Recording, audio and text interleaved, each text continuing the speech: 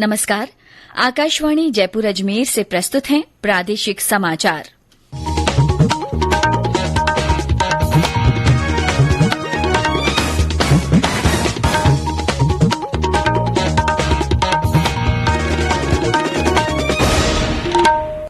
मुख्य समाचार। केंद्रीय कृषि मंत्री नरेंद्र सिंह तोमर ने कहा है कि किसानों का तकनीक के प्रति रुझान बढ़ाने के ज्यादा से ज्यादा प्रयास किए जा रहे हैं। देश में लगभग 96% डाकघरों को कोर बैंकिंग प्रणाली से जोड़ा गया। मुख्यमंत्री अशोक गहलोत ने करौली शहर में हुए उपद्रव के बाद कानून व्यवस्था की समीक्षा के लिए उच्च स्तरीय बैठक की। मिशन इंद्रधनुष 4 टीकाकरण अभियान का तीसरा चरण कल से और प्रदेश के कई हिस्सों में तेज गर्मी और लू का असर। ज्यादातर जिलों में अधिकतम तापमान 42 डिग्री के पार।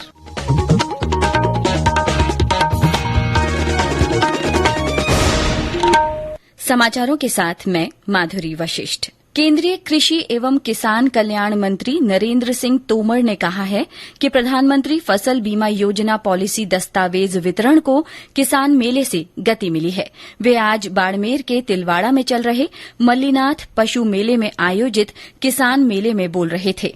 उन्होंने कहा कि मेरी पॉलिसी मेरे हाथ अभियान में राजस्थान के किसान बढ़ चढ़कर भाग ले रहे हैं।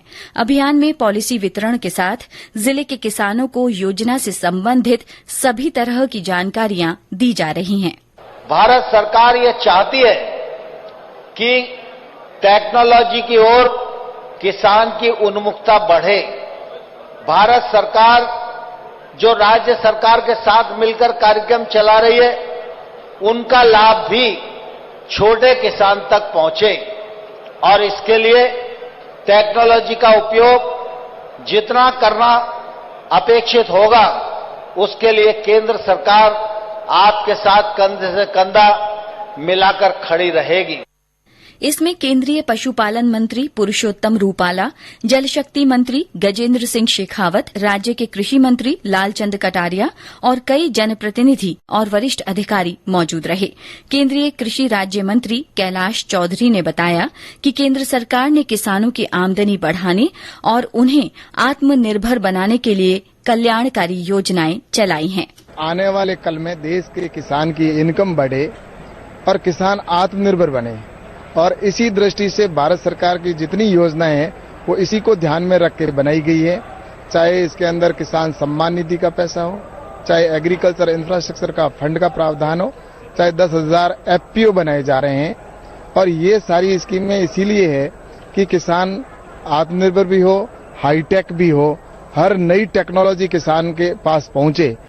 गौरतलब है कि प्रधानमंत्री फसल बीमा योजना में अब तक 36 करोड़ 93 लाख किसान आवेदकों को 12 लाख करोड़ रुपए से अधिक की राशि का बीमा किया गया है। पिछले 5 सालों में लगभग 10 करोड़ किसानों को 1 लाख करोड़ रुपए से अधिक के दावों का भुगतान किया गया। सरकार ने कहा है कि डाकघर बचत योजना एनी टाइम एनीवेयर यानी किसी भी समय और कहीं को भी लागू करने की प्रक्रिया चल रही है। इससे डाक खातों से बैंक खातों में ऑनलाइन राशि ट्रांसफर करने की सुविधा उपलब्ध हो जाएगी।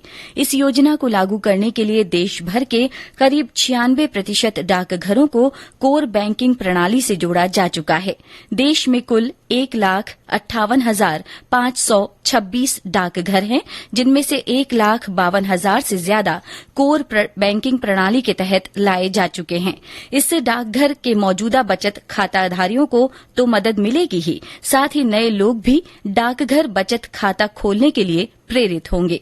डाकघर खातों से बैंक खातों और बैंक खातों से डाकघर खातों में ऑनलाइन ट्रांसफर के लिए NEFT और RTGS सुविधा उपलब्ध कराए जाने की प्रक्रिया भी जारी है। सरकार intermediate data rate IDR connectivity, virtual private network VPN connection और वीसेट कनेक्टिविटी उपलब्ध कराने का उपाय भी कर रही है। शिक्षा मंत्री डॉक्टर कल्ला ने बीकानेर में आज 500 किलोवाट का सौर ऊर्जा संयंत्र का उद्घाटन किया। इस अवसर पर उन्होंने कहा कि उत्तरी राजस्थान सहकारी दुग्ध उत्पादक संघ लिमिटेड उरमूल डेयरी में शुरू हुए इस प्रोजेक्ट से विद्युत का बेहतर प्रबंधन हो सकेगा।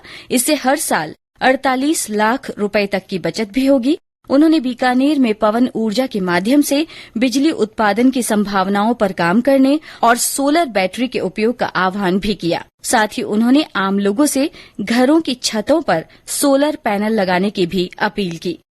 देश में अब तक 184 करोड़ 66 लाख से अधिक कोविड टीके लगाए जा चुके हैं। स्वास्थ्य मंत्रालय के अनुसार कल 12,75,000 से ज्यादा टीके लगाए गए। पिछले 24 घंटों के दौरान करीब 1100 लोगों में संक्रमण की पुष्टि हुई। वहीं इस दौरान 1400 से अधिक रोगी स्वस्थ हुए। क्या आप कॉम्पिटिटिव एग्जाम की तैयारी कर रहे हैं? ऑल इंडिया रेडियो के नए प्रोग्राम अभ्यास में हमारे विशेषज्ञ आपके सवालों का देंगे जवाब। शनिवार रात 9:30 बजे FM गोल्ड पर। इस बार का विषय है इंडियन पॉलिटी एंड कॉन्स्टिट्यूशन। आप इससे जुड़े सवाल व्हाट्सएप करें 9289094044 पर या सवाल ईमेल भी कर सकते हैं abhyas.airnews@gmail.com पर। भारतीय संविधान और राजनीति विषय पर आपके प्रश्न हमें 5 अप्रैल तक मिल जाने चाहिए। आपका अभ्यास हमारा प्रयास। ये समाचार आकाशवाणी जयपुर अजमेर से प्रसारित किए जा रहे हैं। मुख्यमंत्री अशोक गहलोत ने करौली शहर में हुए उपद्रव में सांप्रदायिक सौहार्द को नुकसान पहुंचाने वालों के खिलाफ सख्त कार्रवाई करने के निर्देश दिए हैं। मुख्यमंत्री निवास पर करौली के हालात की आज उच्च स्तरीय समीक्षा करते हुए उन्होंने कहा कि करौली जैसी घटना दोबारा न हो, इसके लिए पुलिस को शांति व्यवस्था कायम करने के साथ ही एहतियाती कदम उठाने होंगे। बैठक में ग्रामीण विकास एवं पंचायती राज मंत्री रमेश मीणा, गृह राज्य मंत्री राजेंद्र सिंह यादव और पुलिस महानिदेशक ML लाठर सहित अन्य अधिकारी मौजूद रहे। अतिरिक्त महानिदेशक कानून व्यवस्था हवा सिंह घुमारिया ने बताया कि उपद्रवियों की पहचान कर 30 से अधिक लोगों को गिरफ्तार किया है। उधर करौली में आज स्थिति नियंत्रण में है। शहर में इंटरनेट सेवा बंद रही। कल नव संवत्सर पर निकाली गई रैली पर कुछ असामाजिक तत्वों की ओर से किए गए पथराव के बाद 4 अप्रैल तक के लिए कर्फ्यू लगा दिया गया था। हमारे संवाददाता ने बताया कि पुलिस के आला अधिकारी स्थिति पर नजर रखे हुए हैं। पुलिस प्रशासन के आला अधिकारी जिला मुख्यालय पर रहकर स्थिति पर नजर बनाए हुए हैं। 600 से अधिक जवानों को जिला मुख्यालय पर तैनात किया गया है।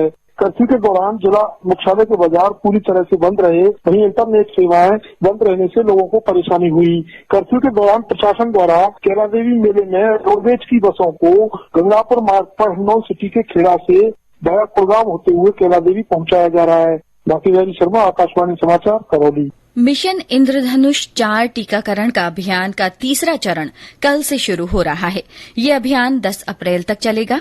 इसके तहत प्रदेश में 2 साल तक के बच्चों को गंभीर बीमारियों से बचाने के लिए चिकित्सा और स्वास्थ्य विभाग की ओर से टीके लगाए जाएंगे। अभियान में नियमित टीकाकरण से वंचित बच्चों और गर्भवती महिलाओं को शामिल किया जाएगा। राजस्थान लोक सेवा आयोग की ओर से इस साल मई से जुलाई महीने तक विभिन्न परीक्षाओं का आयोजन किया जाएगा। आयोग के सचिव HL अटल ने बताया कि विभिन्न भर्ती और संवीक्षा परीक्षाओं की तारीखों के बारे में ये निर्णय लिया गया है। सहायक आचार्य चिकित्सा शिक्षा विभाग, ब्रॉड और सुपर स्पेशलिटी के 14 विभिन्न विषयों के लिए 5 मई से 6 मई तक संवीक्षा परीक्षा होगी। सहायक कृषि अधिकारी संवीक्षा परीक्षा 28 मई, केमिस्ट, आयुर्वेद एवं भारतीय चिकित्सा विभाग संवीक्षा परीक्षा 29 मई को आयोजित की जाएगी।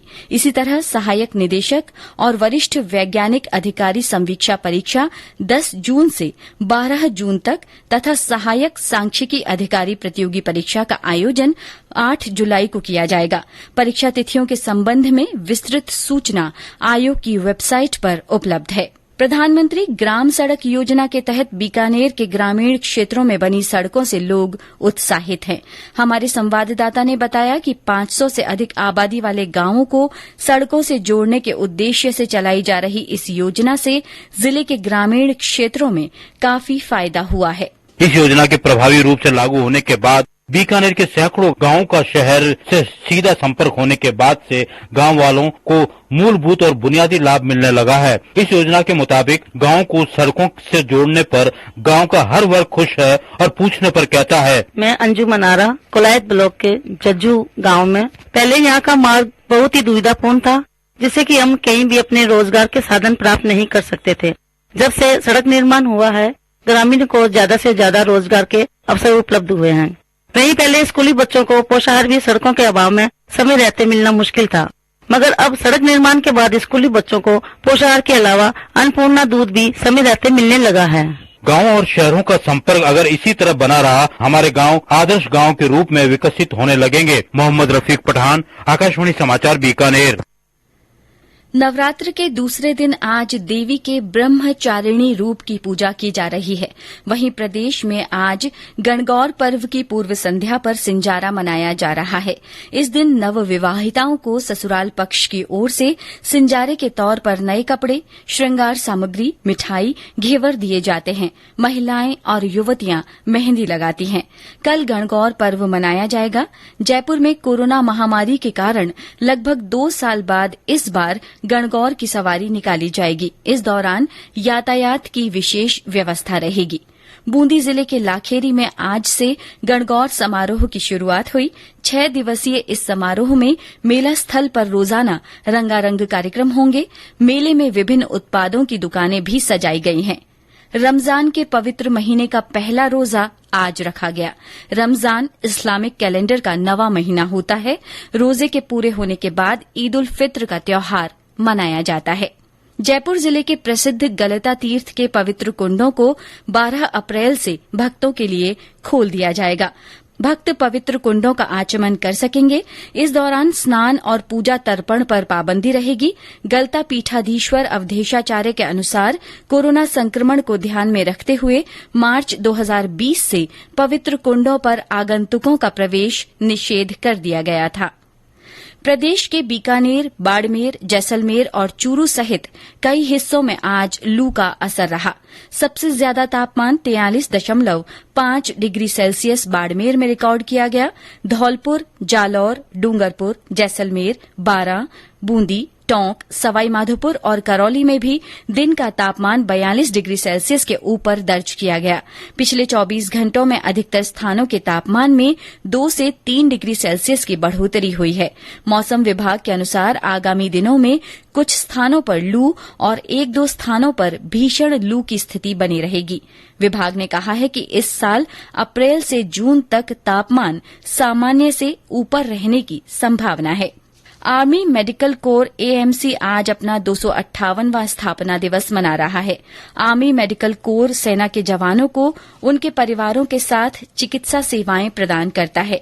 यह आपदाओं और प्राकृतिक आपदाओं के दौरान नागरिकों को भी सेवाएं प्रदान करता है।